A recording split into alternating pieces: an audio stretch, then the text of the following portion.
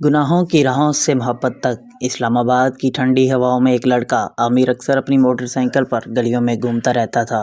عمر صرف 20 سال، مگر آنکھوں میں وہ ہے بے چینی تھی جو اکثر ان لڑکوں میں ہوتی ہے جن کے خواب بڑے مگر راستے غلط چن جاتے ہیں۔ اس کا باپ ریٹائرڈ پولیس اہلکار تھا، ماں ایک عام گھریلو خاتون، مگر عامر کا دل محلے کے چھوٹے موٹے جرائم کی طرف کھنچ گیا تھا۔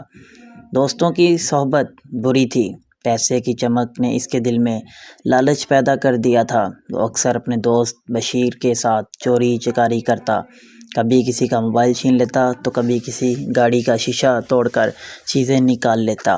عامر کا ضمیر بھی کبھی کبھار جاگتا تو وہ خود سے کہتا، یار یہ سب کب تک ماں سے جھوٹ بولوں گا؟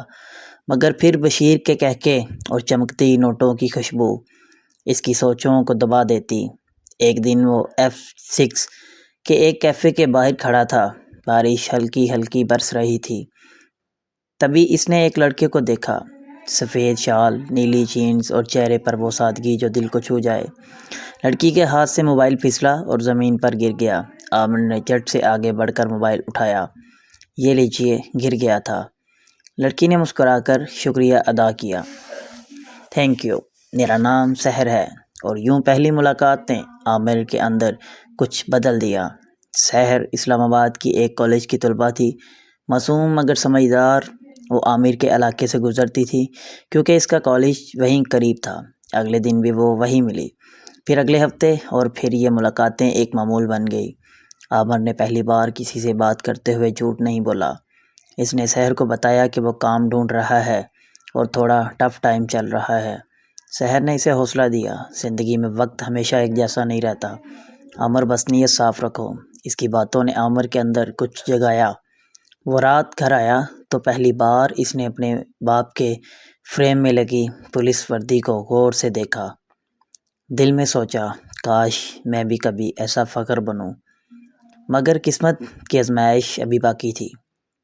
ایک دن بشیر آیا، یار عامر آج بڑی چانس والی جگہ ہے، ایک شاپنگ مال کا کیش باکس نکلنا ہے، اندر بندہ اپنا ہے، 1 گھنٹے کا کام ہے صرف، پوری زندگی سیٹ۔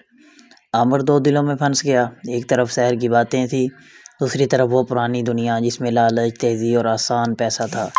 آخرکار بشیر کے دباؤ میں آ گیا۔ رات کے وقت دونوں نے شاپنگ مال کے پچھلے گیٹ سے انٹری کی۔ اندر ایک چھوٹا سا کیش روم تھا۔ عامر کے ہاتھ کانپ رہے تھے، مگر بشیر نے کہا، ڈر مت، سب سیٹ ہے۔ جیسے ہی بشیر نے دروازہ کھولا، اندر سیکورٹی گارڈ موجود تھا۔ رک جاؤ، گارڈ چلایا۔ ایک لمحے کے لیے وقت رک گیا۔ بشیر نے پستول نکالا، مگر عامر نے اس کا ہاتھ روک لیا۔ نہیں بشیر، یہ غلط ہے۔ دونوں میں دھمک پیل ہوئی۔ اچانک پستول چل گئی، گولی عامر کے کندھے سے گزری اور گارڈ کے پیر میں لگی۔ بشیر بھاگ گیا، عامر وہیں گر گیا، خون میں لت پت۔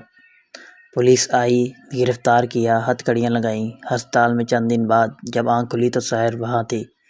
میں نے تمہیں چھوڑنے نہیں دیا عامر، تم غلط راستے پر چل گئے، مگر ابھی وقت ہے واپس آنے کا۔ عامر کی آنکھوں سے آنسو بہنے لگے۔ میں سزا قبول کرتا ہوں، مگر وعدہ کرتا ہوں اب صرف سیدھا راستہ چلوں گا۔ عدالت میں جب عامر کو پیش کیا گیا، گارڈ نے اس کے حق میں گواہی دی۔ اس نے گولی چلنے نہیں دی بلکہ بچانے کی کوشش کی۔ عدالت عامر کو 6 ماہ کی سزا دی، مگر اس کے رویے اور مدد کی بنا پر جلد رہائی دے دی۔ عامر نے جیل سے باہر آتے ہی فیصلہ کر لیا کہ اب زندگی بدلنی ہے۔ اس نے سحر کی مدد سے ایک چھوٹا کیفے شروع کیا جس کا نام رکھا نئی راہ۔ وہ کیفے میں محلے کے غریب بچوں کو مفت چائے اور بسکٹ دیتا اور اکثر وہاں بیٹھ کر سحر کے ساتھ خوابوں کی باتیں کرتا۔ ایک دن جب سورج غروب ہو رہا تھا، عامر نے سحر سے کہا، اگر میں تمہیں نہ ملتا تو شاید میں بھی کسی قبر کے نیچے ہوتا۔ تم نے مجھے زندگی دی سحر۔ سحر مسکرا کر بولی، زندگی سب کو ملتی ہے عامر، مگر جینے کا طریقہ تم نے خود سیکھا ہے۔ اس لمحے عامر نے جیب سے ایک چھوٹی سی انگوٹھی نکالی۔ کیا تم میری زندگی کا حصہ بنو گی؟ سحر کی آنکھوں میں آنسو آ گئے، مگر چہرے پر مسکراہٹ تھی۔ ہاں عامر، کیونکہ تم گناہ سے محبت تک کا سفر طے کر چکے ہو۔ کچھ سال بعد اسلام آباد کی ایک نئی راہ کیفے ایک مشہور جگہ بن گئی۔ وہاں لوگ آتے، عمر سے ملتے، اس کی کہانی سنتے کہ کیسے ایک گناہ گار لڑکے نے اپنی زندگی محبت اور نیکی کے راستے پر بدل دی، اور سحر ہر روز اسی کیفے میں بیٹھ کر بچوں کو پڑھاتی، مسکراتی اور عمر کو چائے دیتی۔ زندگی کبھی کبھار گناہ سے شروع ہوتی ہے، مگر اگر دل میں سچائی ہو تو اختتام محبت پر ہوتا ہے۔